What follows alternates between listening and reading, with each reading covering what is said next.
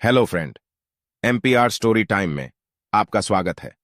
हम सभी ने बहुत बार यह सुना होगा कि प्रलय आएगा, सृष्टि का अंत हो जाएगा। बहुत सारे वीडियो में भी यह बताया गया है। प्रलय, सृष्टि का अंत कब और कैसे होगा? आखिर इन सब में सच्चाई कितनी है? क्या सच में प्रलय आएगा? क्या सृष्टि का सच में अंत हो जाएगा? आज हम इस वीडियो के जरिए सच्चाई को जानने की कोशिश करेंगे। बिना स्किप करे वीडियो के अंत तक जरूर बने रहे। वीडियो को लाइक, कमेंट और चैनल को सब्सक्राइब जरूर कर लेना। तो चलिए शुरू करते हैं। सबसे पहले हम ये जानेंगे कि आखिर प्रलय क्या है, जिसका नाम सुनते ही हम सब डर जाते हैं, भयभीत हो जाते हैं। प्रलय का अर्थ होता है संसार का अपने मूल प्रकृति में हमेशा लीन हो जाना। प्रकृति का ब्रह्म में लीन हो जाना ही प्रलय कहलाता है। हिंदू शास्त्रों में मूल रूप से प्रलय को 4 भागों में बांटा गया है। पहला, धरती पर से जीवन का समाप्त हो जाना। दूसरा, धरती नष्ट होकर भस्म बन जाना। तीसरा, सूर्य सहित सभी ग्रह नक्षत्रों का नष्ट होकर भस्मीभूत हो जाना। और चौथा, भस्म का ब्रह्म में लीन हो जाना, अर्थात फिर जब भस्म भी ना रहे, पहले जैसा पुण्य शून्यावस्था में हो जाना।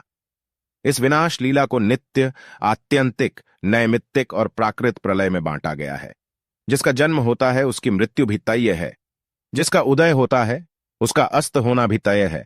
यह सृष्टि भी नष्ट होगा ताकि फिर से उदय हो सके। यही सृष्टि का चक्र है। इस संसार की रचना कैसे हुई और कैसे इसका संचालन हो रहा है और कैसे इसका विलुप्त हो जाएगा, इस संबंध में पुराणों में विस्तार से उल्लेख मिलता है। पुराणों में सृष्टि की उत्पत्ति, जीवन का आरंभ, उसका उत्थान और प्रलय की बातों को सर्गों में विभाजित किया गया है। हालांकि पुराणों की इस धारणा को विस्तार से समझा पाना कठिन है। इसीलिए हम ब्रह्मांड की बात न करते हुए सिर्फ धरती पर सृष्टि का विकास, उसका आरंभ और प्रलय के बारे में बात करेंगे। जब जब पृथ्वी पर प्रलय आता है, भगवान विष्णु अवतरित होते हैं।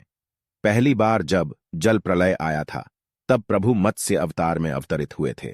और कलयुग के अंत में भी जब महाप्रलय होगा, तब नारायण कल के अवतार में अवतरित होंगे।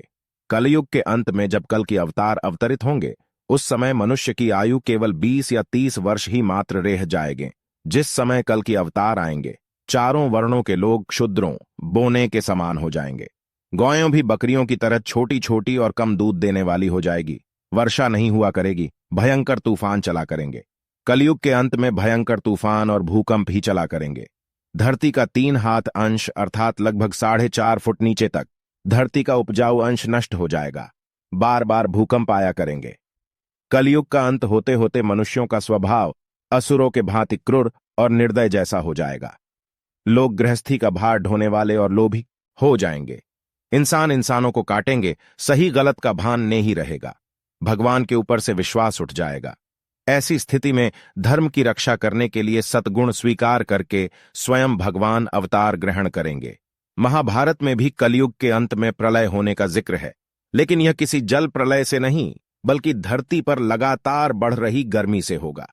महाभारत के वन पर्व में उल्लेख मिलता है कि कलयुग के अंत में सूर्य का तेज इतना बढ़ जाएगा कि 7 समुद्र और नदियां सूख जाएंगी। संवर्तक नाम की अग्नि धरती को पाताल तक भस्म कर देगी।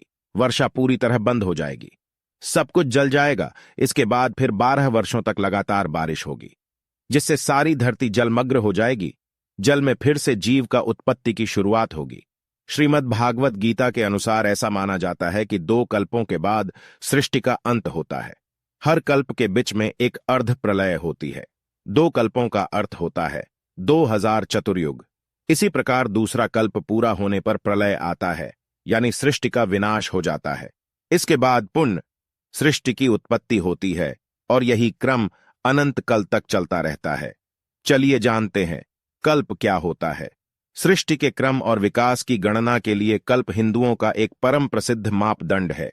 जैसे इंसान की साधारण आयु 100 वर्ष की होता है, वैसे ही सृष्टिकर्ता ब्रह्मा की भी आयु 100 वर्ष मानी गई है। परंतु दोनों गणनाओं में बड़ा अंतर है। ब्रह्मा का एक दिन को कल्प कहलाता है। उसके बाद प्रलय होता है। प्रलय ब्रह्मा की एक रात होता है, जिसके पश्चात फिर से नई सृष्टि का निर्माण होता है। अब जानते हैं कल्प में कितने साल का समय होता है। मनुष्य का 30 दिन का समय, पितरों का 1 दिन और रात होता है। मनुष्य का 1 साल, देवता का 1 दिन रात का समय होता है। मनुष्य के 30 साल, देवता का 1 मास होता है। मनुष्य के 360 वर्ष, देवता का 1 वर्ष, दिव्य वर्ष। मनुष्य के 4,32,000 वर्ष। देवताओं के 1200 दिव्य वर्ष अर्थात एक कलयुग, मनुष्य के 8,64,000 वर्ष, देवताओं के 2,400 दिव्य वर्ष अर्थात एक द्वापर युग, मनुष्य के 12,96,000 वर्ष, देवताओं के 3,600 दिव्य वर्ष अर्थात एक त्रेता युग, मनुष्य के 17,28,000 वर्ष अर्थात देवताओं के 4,800 दिव्य वर्ष अर्थात एक सतयुग। इस सब का कुल योग मानव के 43,20,000 वर्ष अर्थात एक महायुग या एक चतुर्युगी चक्र। इसी प्रकार 78 युगों का एक मनवंतर होता है, जिसका मान 30,67,20,000 मानव वर्ष होता है। मनवंतर शब्द संस्कृति शब्द मनु और अंतर से मिलकर बना है, जिसका अर्थ होता है मनु की आयु, और हिंदू मान्यता के अनुसार धरती पर पहला इंसान का नाम भी मनु ही था। प्रत्येक मनवंतर के अंत में सतयुग के बराबर अर्थात 17,28,000 वर्ष की रात होती है। एक मनवंतर के मान 30,67,20,000 वर्ष, 17,28,000 वर्ष के जोड़ने पर 30,84,48,000 मानव वर्ष होते हैं, जो संधि सहित एक मनवंतर के मानव वर्ष है। अर्थात संधियुक्त एक मनवंतर में 30,84,48,000 वर्ष होते हैं। ऐसे ही जब 14 मनवंतर अर्थात 1,000 चतुर्युगी पार होते हैं, तब एक कल्प पूरा होता है। यही एक कल्प ब्रह्मा जी के एक दिन के बराबर होता है। दिन और रात मिलकर 2 कल्प होते हैं। रात के कल्प में ब्रह्मा जी निद्रा अवस्था में जाते हैं और तभी प्रलय होता है। ब्रह्मा के एक मास में 30 कल्प होते हैं, जिनके अलग अलग नाम हैं, जैसे श्वेतवाराह कल्प, नील लोहित कल्प आदि। प्रत्येक मनवंतर के अलग अलग सप्तर्षि, इंद्र तथा इंद्राणी आदि भी हुआ करते हैं। इस प्रकार ब्रह्मा के आयु आज तक 50 वर्ष व्यतीत हो चुके हैं।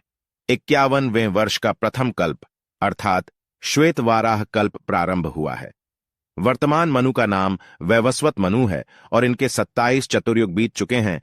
28वें चतुर्युग के भी 3 युग समाप्त हो गए हैं। चौथे अर्थात कलयुग का प्रथम चरण चल रहा है और 4,26,876 साल बाकी है कलियुग का। हमने अभी जाना कि 1,000 चतुर्युग एक कल्प होता है। एक कल्प के बाद प्रलय होता है।